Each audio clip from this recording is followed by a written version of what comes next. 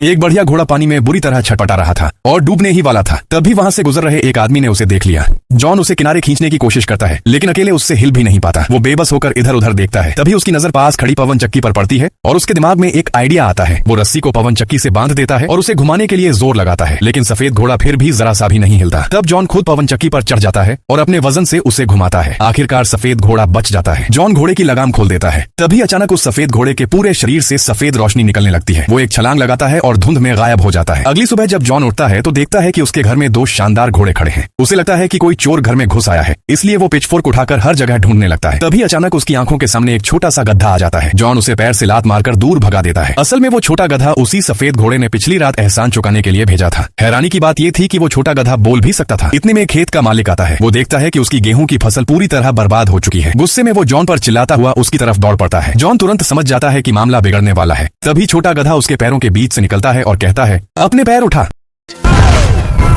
खेत के मालिक को नुकसान की भरपाई करने के लिए जॉन बाजार जाता है ताकि वो उन शानदार घोड़ों को बेच सके। जल्द ही वहां भीड़ जमा हो जाती है। लोग एक के बाद एक बोली लगाने लगते हैं। ये सब देखकर राजा की भी नजर उन घोड़ों पर पड़ जाती है। घोड़ों को पाने के लिए राजा अपने सिपाहियों के साथ नीचे आता है और झूठा आरोप लगाता है कि जॉन ने उसके घोड़े चुरा लिए हैं। बेचारा जॉन कुछ नहीं कर पाता और राजा उसके घोड़े छीन कर ले जाता है। लेकिन छोटा गधा ये सब बर्दाश्त नहीं कर पाता और फैसला करता है कि वो जॉन की मदद करेगा। छोटा गधा सीटी बजाता है। अगले ही पल वो